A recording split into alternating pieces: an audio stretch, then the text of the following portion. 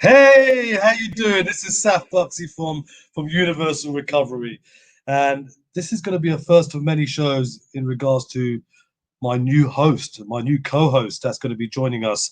Um, I'm going to let him introduce himself, but it'd be myself and TJ Woodward every week at this time, which is 10 a.m. Pacific, 6 p.m. UK, and 1 p.m. EST, I believe. My name is Saf. This is Universal Recovery, and we're part of Spirituality Gone Wild. And we'd like to welcome you all here. This is a show where we dedicate to addiction, trauma, recovery, and we try and add a bit of fun to it, but also we try and give a message of hope to as many people as possible. So without further ado, my partner in crime today is Mr. TJ Woodward, and hopefully he'll be there for the rest of the weeks. TJ, where you at, brother? Hey, Thank you. Thank you, Saf. Here I am. So grateful to be here. And of course, I'm excited about all the different possibilities of our show. And I appreciate that you have this platform, and a huge thank you to Spirituality Gone Wild so that we can have these conversations that matter. You know, here we are moving into a new year, and I think this is the perfect time for us to launch this show together. Definitely. Big up to Debbie G. Big up to Spirituality Gone Wild and the whole family. Big up to Conscious Recovery, which is a philosophy and a program that TJ has basically put together, and I'm sure throughout the coming weeks we will definitely be talking about it. I'm a big follower and a big admirer of this program, and I hope to help TJ take it to the next level in Europe in particular. But TJ, we were talking off air on what to actually talk about, but before we get to it, please let the audience know who may not have heard of you, who haven't been coming the last couple of weeks. So I had Serenity Sam, who's no longer going to be part of the show because she's got other endeavors and other shows. So please check Serenity Sam out. She's got some amazing work coming on. So TJ, I mean, I don't want to call you a replacement. I want to call you a partner in this. And please tell the audience about yourself, a bit of history about you, and where we want to take the show together. Well, thank you, Saf. Yeah, and I'll start by saying what you already referenced. I am the creator of Conscious Recovery, which is a new approach. It's a different way to look at addiction, not through the lens of what's broken, but through the lens of wholeness, looking for the spiritual essence in a person rather than what is wrong and what is broken. That came out of my own story. And I've been in recovery for 34 years. And about 12 years ago, I started working in the addiction field, and I realized that most, if not all, of the modalities at that time were just focused on the symptoms and the behaviors. And there was a strong focus on pathologizing and diagnosing someone, telling them they have a lifelong disease that they can never cure. And I came in asking a different question, and that is, what if there is wholeness underneath all of that addictive behavior? So Conscious Recovery is a platform. It is a modality. It's a book. It's a workbook. It's online courses. It's really designed to help someone return to their true nature. It came out of my own personal story. I went through a very, very difficult time in my childhood and early teen years, and discovered drugs and alcohol, which really saved my life until, of course, it didn't. And then I got sober at 20, and I'm sure we can talk more about that. I'm just really grateful to be here. And what I'm most excited about in this particular relationship and what we're creating together is that you're a kindred spirit in that, right? Knowing that there's wholeness, and that when we start to look for our own wholeness, something profound happens. That's amazing. We've already got guests coming on willing to ask questions. I've got comments on the side for the time being. I've got Debbie G saying, woo-hoo-hoo! Thank you, Debbie G. A shout out to Guy D. Sock Rider, I believe that's the right way of saying it, saying thank you for sharing. Debbie G again, TJ Woodward, yay. And Kimberly Wilkinson, she's left a message, but I can't seem to see it. Justin's in the green room. He's just gone, but I'm sure he'll come back. Today we wanted to talk about releasing, didn't we? Release. I mean, 2020. I mean, it's there hasn't been a year like it, not in my lifetime anyway. Now I'm as you know, I love the law of duality. I love universal laws, and especially the law of duality. And there's two sides to everything. And I always look at where there is a negative, I look at the benefits of the negative. When there's a positive, I look at the drawbacks. So for me, apart from the unfortunate deaths, experiences that I've experienced during this time, and people who relapsed.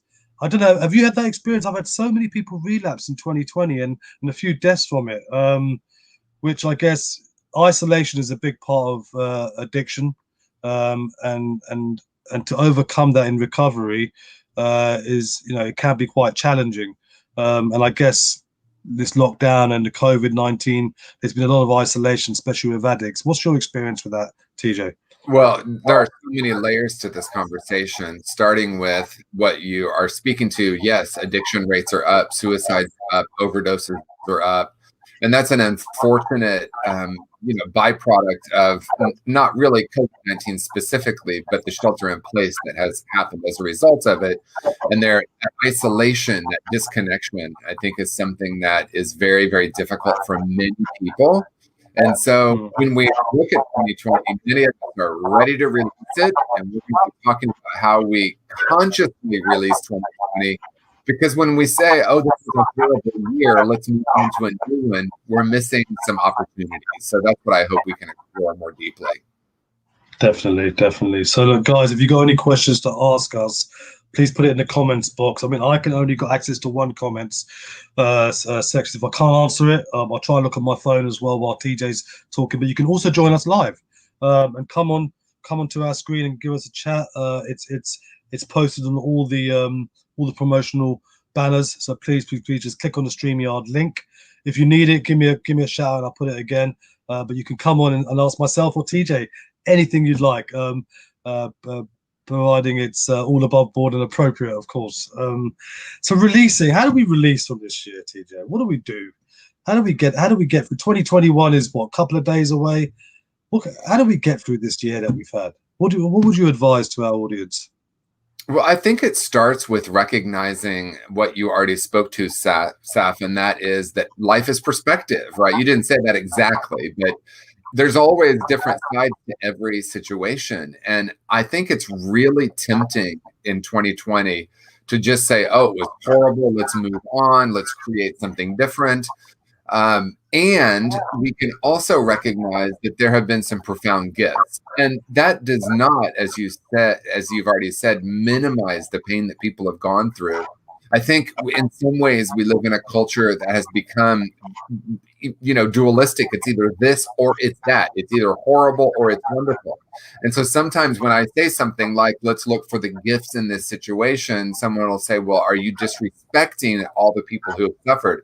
Not at all. And, pain is a part of the human existence, at least at this level of consciousness. And unfortunately, we have seen people die. And at this point, how can we take this situation and make it something that's useful? The analogy I like to use, we hear the term shift happens, right? And we know the origin of that. I like to call it fertilizer, right? Because with just a slight shift in our perspective, what we once called crap, or, the other word for it, we can now say it's also fertilizer for new growth. And I think that for some people, it has been a time of moving within. For other people, it's been a time of escalating addiction. And so I think the invitation in these next few days is to look at what we can be grateful for. I'm assuming Debbie G is still watching. That's her big thing, right? Gratitude, gratitude, gratitude. And again, we're not saying we're grateful that these people have died or that we're grateful that COVID-19 has come. But what we're saying is, can we be in the frequency and the energy of gratitude and bring that into the new year? Because if we are calling 2020 horrible, we're bringing that energy into the new year. No, exactly. Thanks, TJ. Got a couple of messages from Angel Renata. She says hi. And then she goes on to say, the life from ego to heart, without no pain, no gain. And I think, what does that mean to you? Because to me, it's like, Debbie G goes, without your dark, there's no spark. That's what Debbie G is famous for.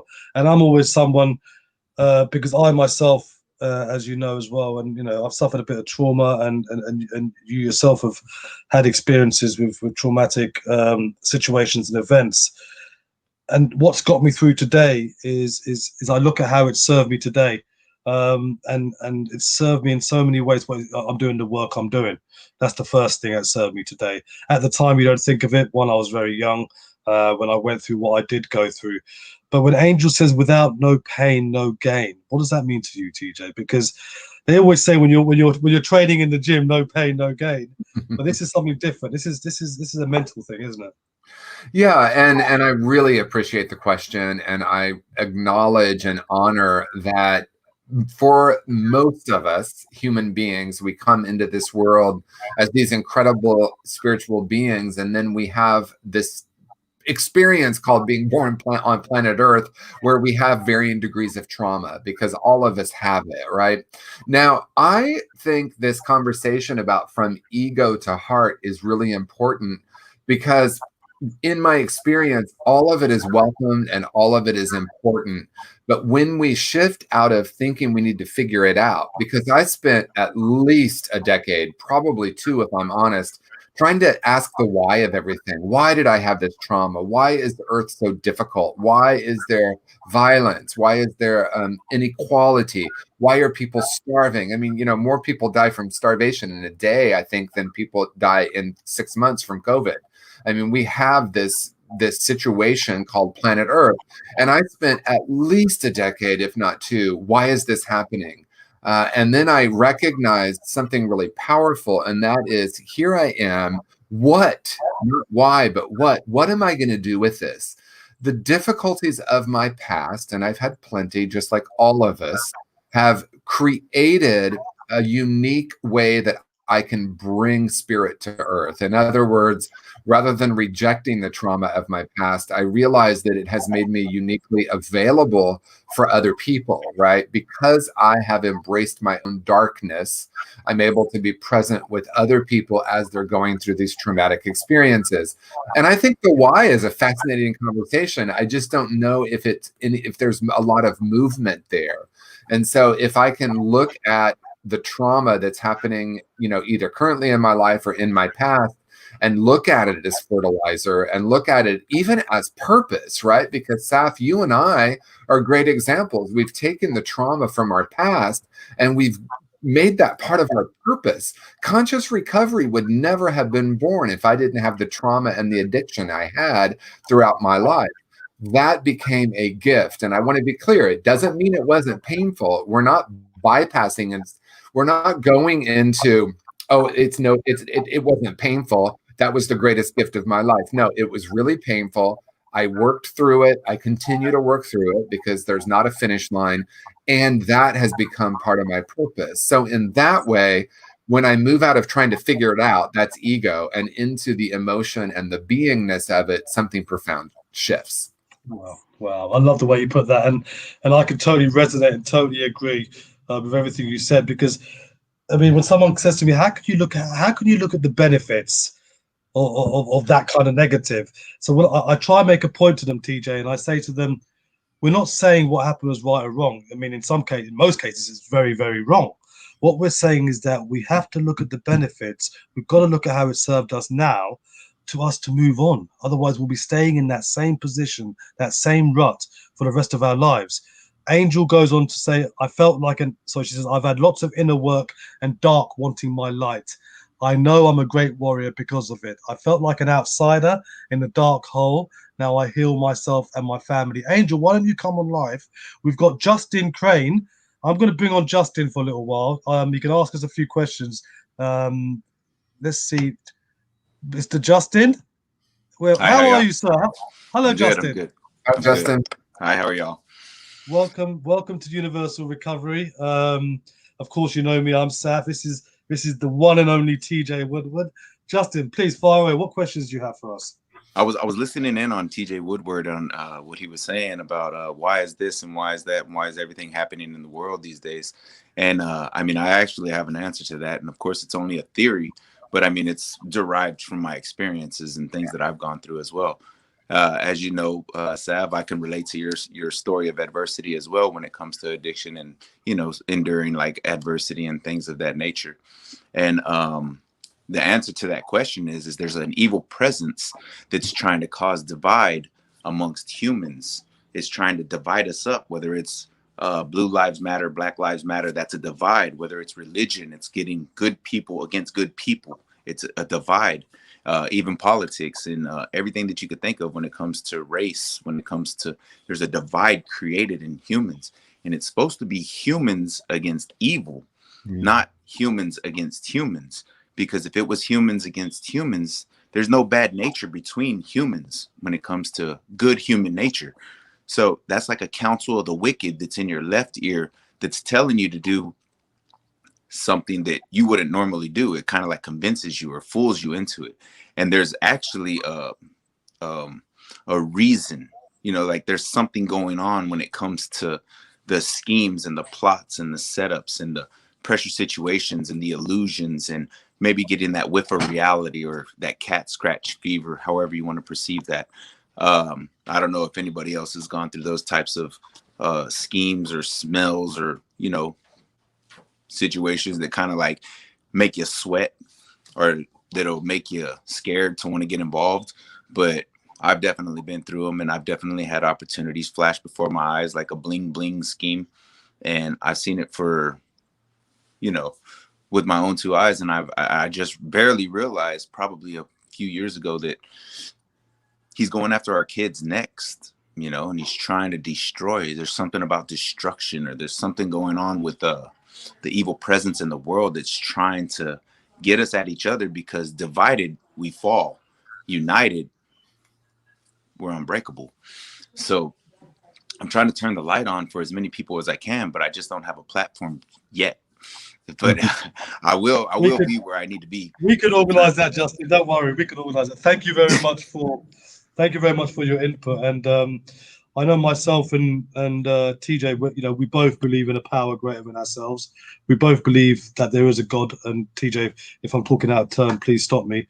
One thing TJ says, I'm going to use his words, is when we're born whole. We're born whole, and we're born. Is it imperfect? You say? Is that what we say, TJ? I'll pass it to you, because you have the way you put it is so beautiful, and it sort of relates to a little bit what you're saying, Justin. When humans are humans, you know, it's always something happens as you grow up, or something happens. Over to you, TJ. You know what I'm trying to say, right? Yeah, thank you, Justin. And I really appreciate that you spoke to what we see happening with the division in the world, right, or the seeming division. And it is true, in my experience, that we come into this world as these whole and perfect beings. What I want to invite, Justin, for me, this is more of an internal process, right? Rather than saying there's evil in the world, I start to look at the different layers of consciousness within myself. In other words, the darkness and light live within me, right? And rather than thinking I need to battle it, I look at it more as like, can I be the light in the midst of the darkness, right? Because when I meet people, when I talk to human beings that maybe have a different political persuasion, if you will, we all want love and connection.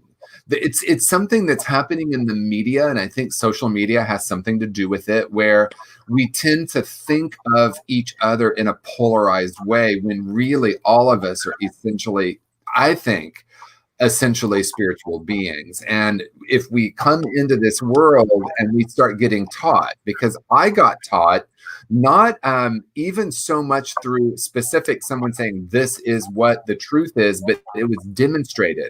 Like, I think about my grandfather, who would say racist things all the time. And I remember being a little kid being mortified, but some of that seeped in, right? And one of the things I was taught really, really deeply was good, bad, right, wrong. And when I was in good, bad, right, wrong paradigm, I thought I had to battle what was wrong. And then I started looking at it more in terms of duality, or light and dark, and that it all lived within me, and that maybe it's not about battling what we would call evil, but it's about embracing those parts of myself and actually loving those parts of ourselves.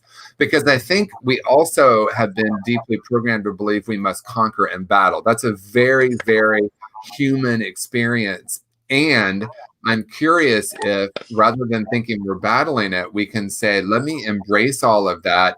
What would love create here? What would unity? How do I move into unity? And then honoring the voices, right? Because I think what happens when we are so polarized, I believe my point of view is right, and therefore yours must be wrong. And that's what we see with like Black Lives Matter, Blue Lives Matter. And then we can stand for something rather than against something. And that's when I think a powerful shift happens. I'm totally with that. I mean, that's definitely a great perspective to have, because it's like, it's of a goodness, which is, this is all toward the positive, you know what I mean? And I totally love that, and I represent that as well. But there's a lot going on when it comes to the presence in this world. It's aimed at our kids. They're trying to get our kids next to get into the same flow that we were in, so that they end up going through the same types of adversity. And we're smart enough to know that that's actually counterproductive. It's actually digressing, because they're stopping us, excuse me, stunning our growth. And how he's going about it is blatantly obvious, you know, because in order to grow something, that's what children are. They're growing, right? So in order to grow something in the world that a lot of people just take for granted and don't really apply to their children, you have to add certain elements. And when it comes to those elements, you want like plenty of sunshine, plenty of fresh air, plenty of water. You want things like wholesome, nutritious food, soil. And when it comes to like eating wholesome, nutritious food, how he stuns the growth of that. He makes microwavable food and fast food an easy fix to where you're satisfied with something that has no nutritional value whatsoever. And then when it comes to the water, it's like, boom, you want to put a whole bunch of water in so that way you could grow up. So how does he stunt that? The evil takes away the water and makes it sweet tea. He makes it soda. He makes it coffee. He makes it.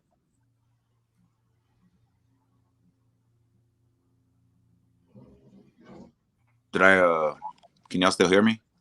Yep. Oh, okay. So that's another way to stunt the growth of the children. And not only that, then you think about the next element. The next element is fresh air and sunshine. So how are you going to stunt that growth? Put a video game, put a phone in their hand, keep them indoors.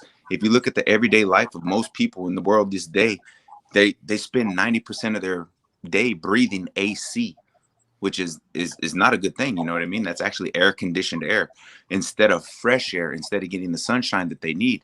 So take a look at a typical day of anybody that works or goes to school. They wake up, that's breathing AC all night long. They get in their car in the AC, they go to school or they go to work, that's AC'd. They go to let me see, they get off of school or work, come home to the AC, get back in their car to go back out to the restaurant, which is in the AC.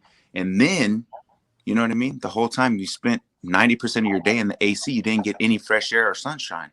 And that's like this thing that I guess counsel of the wicked, as opposed to listening to prophetic message, people are listening to counsel of the wicked on a more consistent basis, and they're not realizing it because he's making it like an everyday movement in your life. It's like, oh, this is just the natural way of doing things. Yeah, and I think the what you're saying is important, because when I'm aware of what's happening, I can start to unplug from what's happening in the world and look at my own individual choice with it, right? Because if it's true that it's an entity, or if it's consciousness, or however we frame it, there is a pull, I think, towards separation and isolation in some ways. And at the same time, there's this profound movement on the planet of love, of connection, of oneness.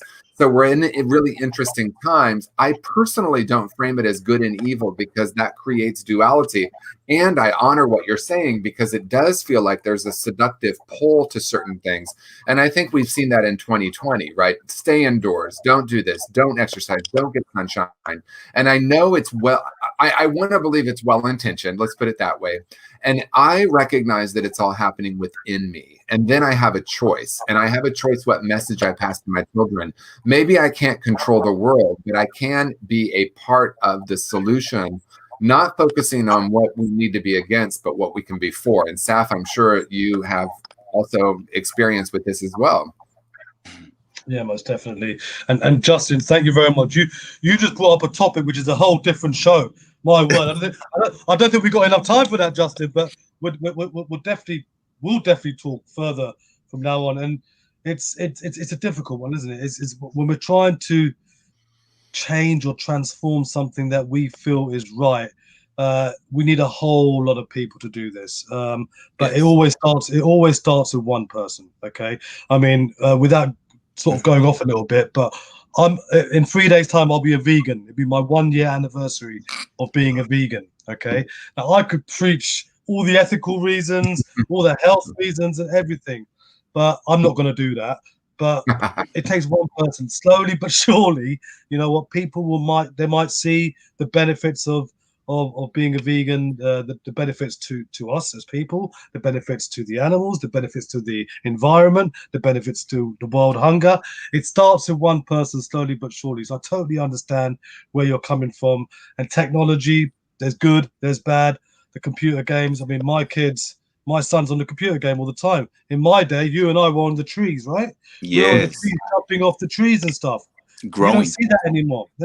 Anyway, but that's another. Look, Justin, thank you very much. Please look, this is our show every week, so you're welcome every week to come.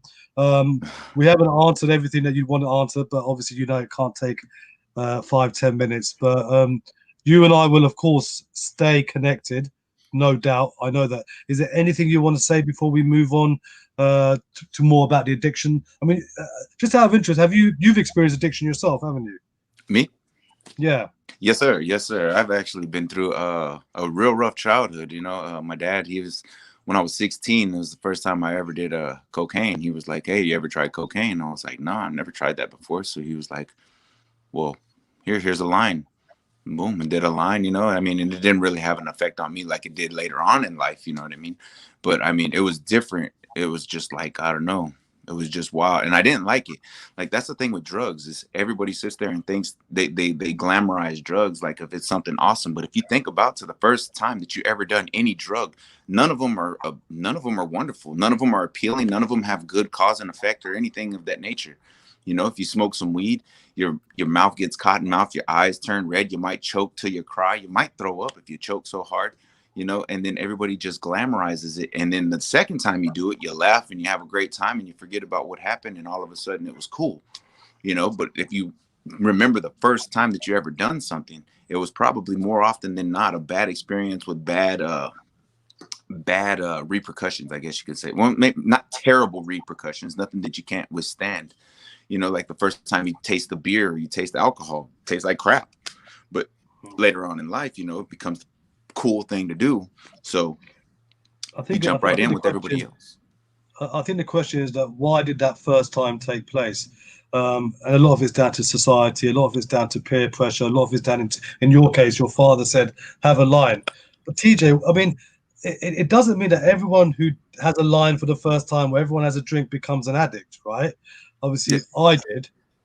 It looks like Justin may have indulged more than what he would have liked after that first line, and you certainly did, TJ. What the first time is probably to try it, but for me, and I can only speak from my experience, when I first tried alcohol, it was really a survival thing for me. It was out of fear. It was out of acceptance. It was to get away with what I was experiencing. So my story is not to try it. My story is not to let's have a bit of fun. My story was actually to survive the situation, which I thought would survive, to get through that and to be accepted in where I was. What's your take on that, TJ?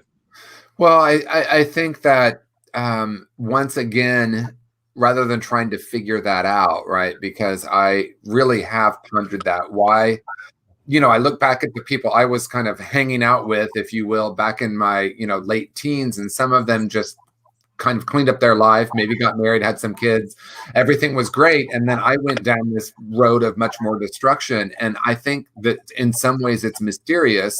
I do know in my own experience, personally, in my own recovery, and then in many years of working with people, that it does feel like trauma and disconnection are at the core of it, right? And then the other piece is shame, this sense of brokenness. I had a very, very deep belief that I was broken, and in the clients I work with through these traumatic experiences feel so broken.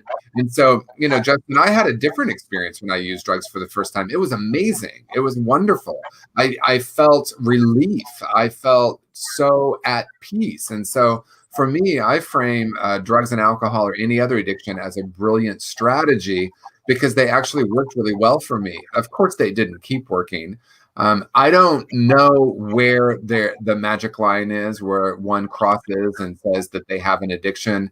But I do recognize that if I'm looking for something outside of myself to try to heal something that feels broken or disconnected or damaged within, that can become an addiction, because there's relief there, right? And then I end up repeatedly seeking that experience externally.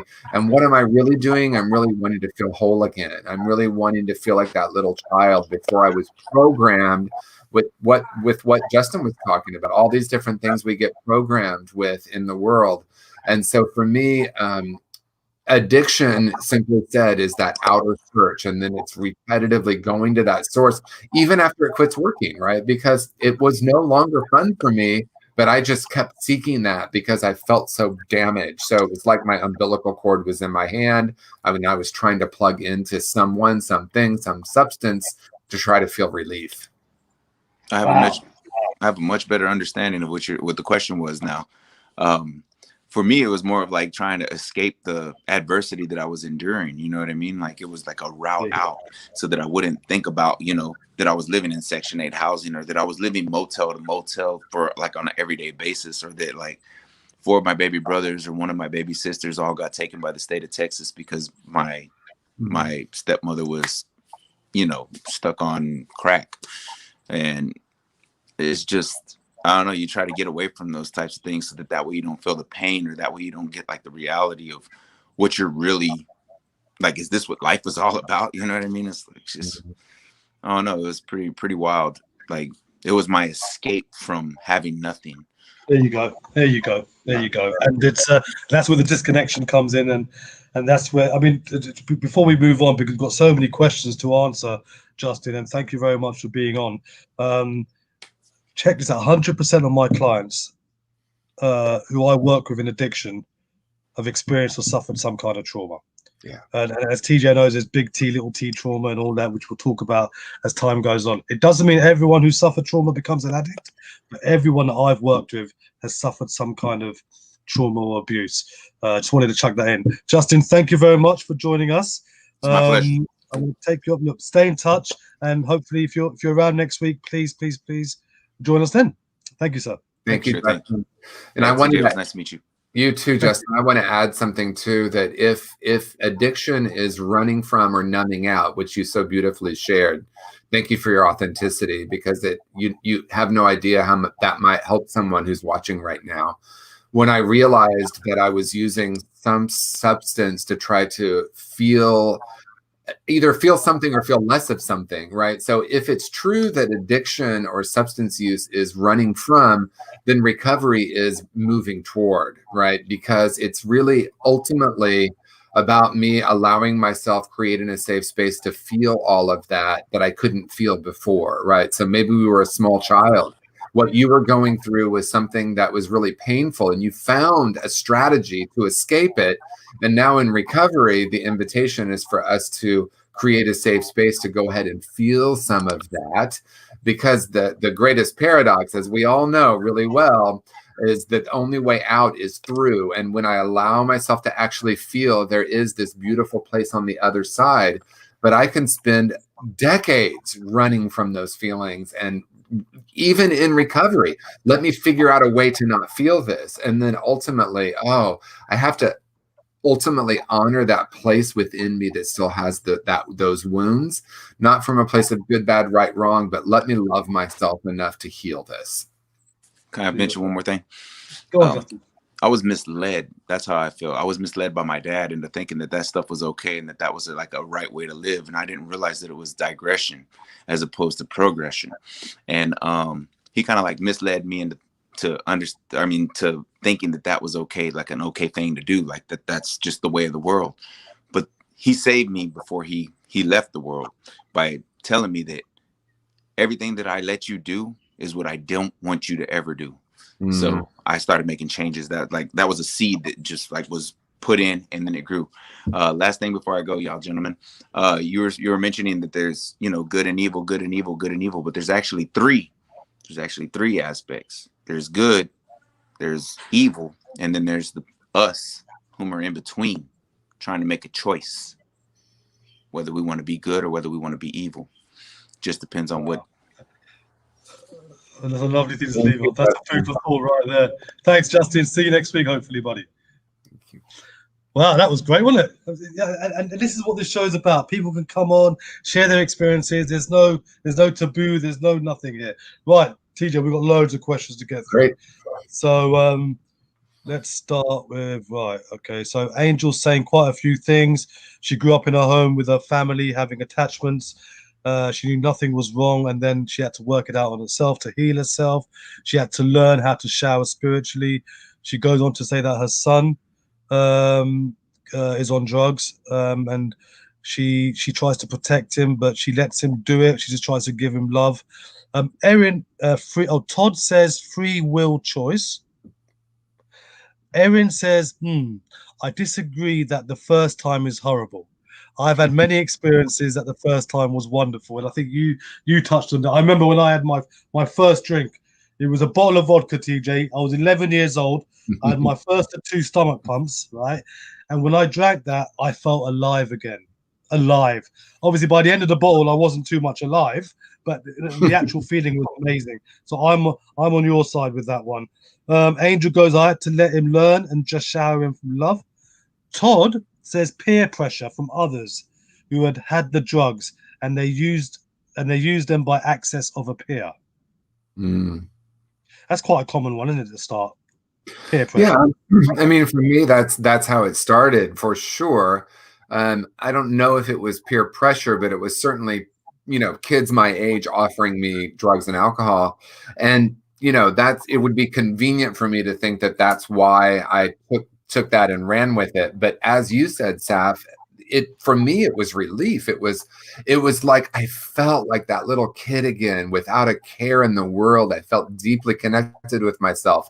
I don't think that those old beliefs about I'm not good enough, I'm not worthy, I don't think those went away, but they just didn't hold the weight that they did prior to that drink. And so everyone has a different experience, right? Someone might have the experience of it being horrible, someone might have the experience of it being wonderful.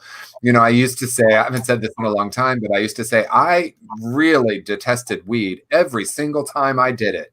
Right? And it's like I kept going back though, because there was some relief there. There was something there. And so, I think it's easy to get caught up in the actual substance or the behavior, but really this is something that's happening internal. There's some kind of disconnection from self. And so regardless of what our experience is with drugs and alcohol or sex or shopping or whatever that is that we could call an addiction, we want to look at like, what is it that we're medicating? What is it that we're trying to soothe? In what way are we looking to that to try to reconnect with ourselves? So in that way, I think all of us can relate to the idea of addiction and recovery. Yeah. What is missing in our life? What is that thing that's missing? And of course, it's disconnection. And this sort of gives you some kind of connection. As you put it beautifully, a brilliant strategy. I've changed it and I call it an awesome strategy, teacher. Awesome strategy. Right. So, Todd. Okay. Todd's really a big one. Yeah, right. It was available because someone else had it. And if they didn't have it, it would have used the drugs, probably not. And you wouldn't have gone in that direction. I think this is probably to Justin. Like anything else, usually people learn how to smoke. It's usually from someone else who learn how to smoke and then give you the cigarette and then you pick it up from them. But would you go down to the store and actually buy a pack of cigarettes and start smoking? That's a very good point. Me, I know I don't smoke and I don't have any want to go to the store. And that's a really good point, actually, Todd. Thank you for that. Because I remember when I had my first cigarette, it was because other people were smoking. If I wasn't in that environment and I went to boarding school and I stayed at home and no one around me was smoking, I'm with Todd. I don't think I would have gone to the shop to buy a pack of cigarettes.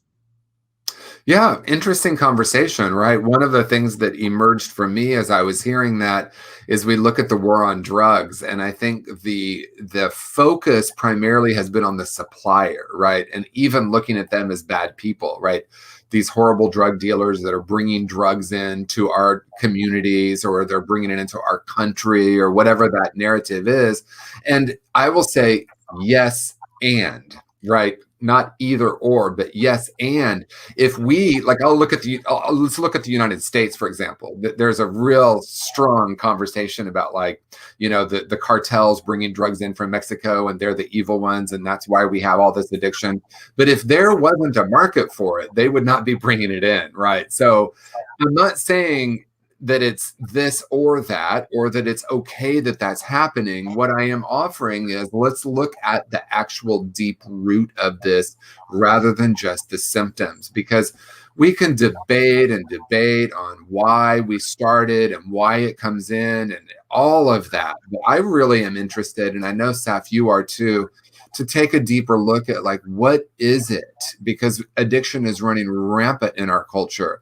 I'm sure in the UK it's running rampant. In the United States it's running rampant, right?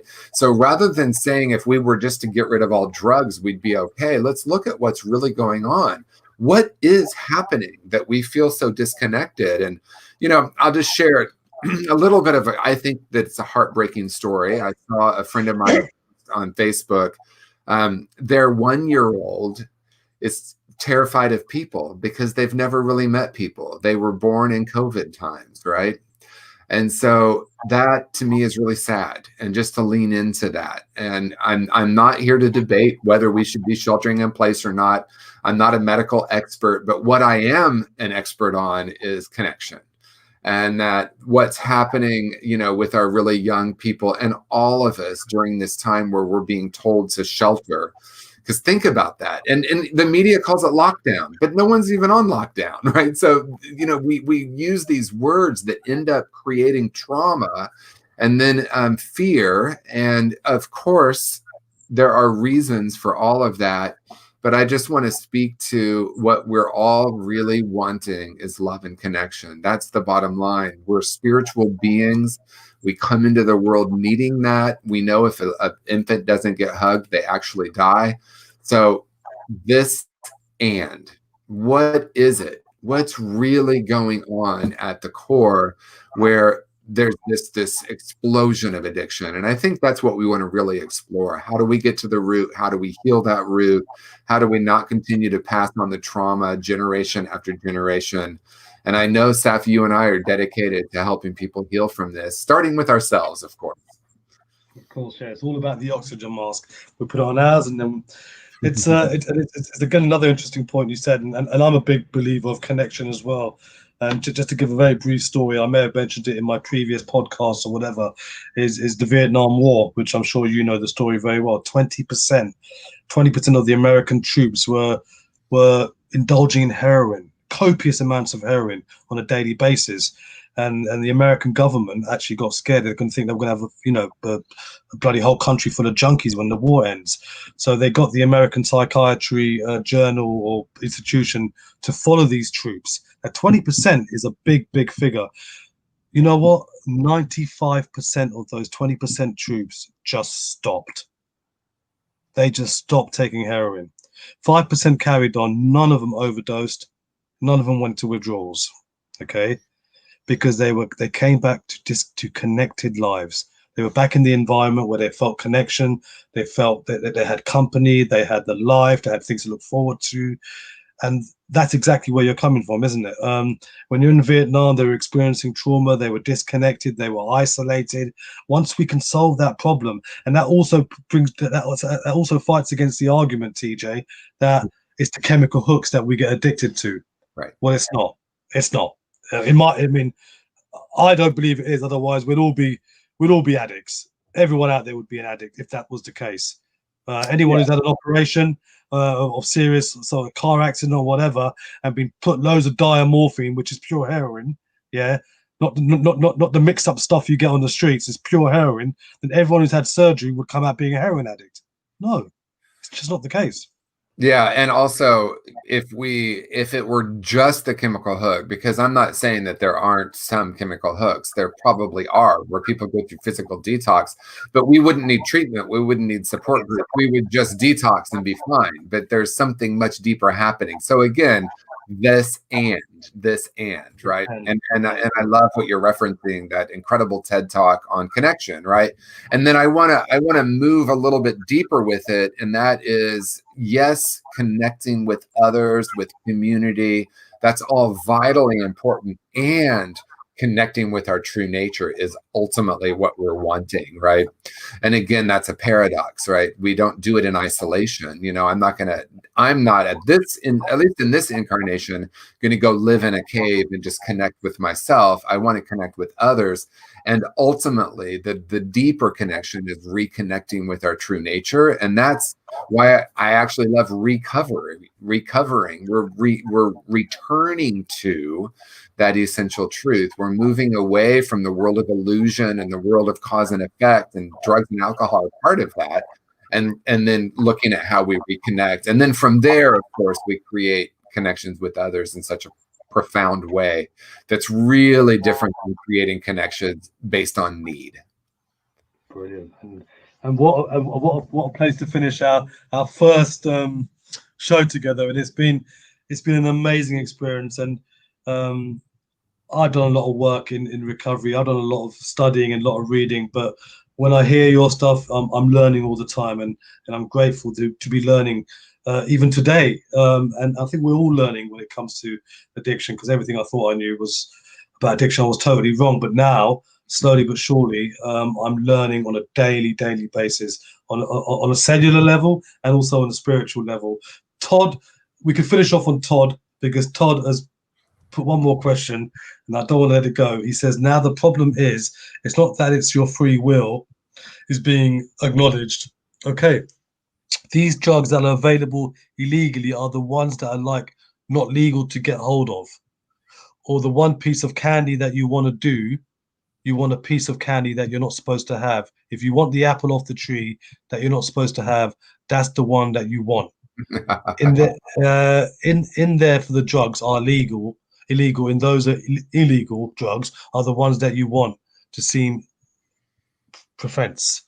Okay, there's a lot of things he's put there. But I don't know if this is what Todd is saying, but I will share with you that part of my addiction was I just had this obsession with being so edgy and so bad. I wanted to be the bad boy, and I wanted to do all the things I wasn't supposed to. I grew up in this suburban 4-bedroom house with 2 cars, and there was something about I'm going to do these illicit drugs. So there was something for me. I think that's what he's referring to, right? And it's possible that in criminalizing, that's a whole other conversation, that we're possibly making it more seductive. I remember in high school, this is, we promised that we could be light about it as well too, and have of course. I remember watching the anti-drug movies, and all they made me want to do is do drugs, because they would show someone seeing a stove flame turn into a blue carnation, and I'm like, ooh, wait, what was that drug again? I want that. Right. So no, but I agree. TJ, I totally agree. I mean, but the question is, and I was the same. If you said no, I'm doing it. Right. If you say no, I'm doing it. And if it's something that my parents said no, I'm doing it. I'm trying it. But the question, and this will probably be for next week, it's all good and saying that, but why? Mm-hmm. Why are there people like us where we're going to do it, where there's people who don't do it? Yeah, that's for another show. Thank you very much, TJ. It's been amazing. It's so beautiful. We've had a lot of, so for the people who we haven't answered, Angel, you've asked a few more questions about your son having bad friends, and that's the way it's meant to be. And thank you very much, Angel. Please, we'll try and get back to you. We'll try and comment via message to your questions. Sorry we couldn't get to answer everyone's questions. But next week, guys, if you want to come on just like Justin did, please feel free to. We're here to be of service. We're here to try and give you a message of hope. We're trying to give you some wisdom, not only from a personal perspective, but from an academic perspective as well, and from a vocational perspective as well. So I'm Saf, and this has been TJ. TJ, any last words to close the show with? Just thank you. And my intention is to spend the next few days looking at all the ways I can be grateful for 2020 and be bringing that vibration into 2021. So that's my intention. And if you feel like joining me in that, I invite you to do so. Thank you very much. Thanks, guys. Till next week. This has been Universal Recovery. Myself, Saf, TJ Woodward. We're part of Spirituality Gone Wild. See us every Tuesday, same time, on Facebook and YouTube. And you never know, you might see us on a bigger screen one day. See you there, guys. Thank you, everyone.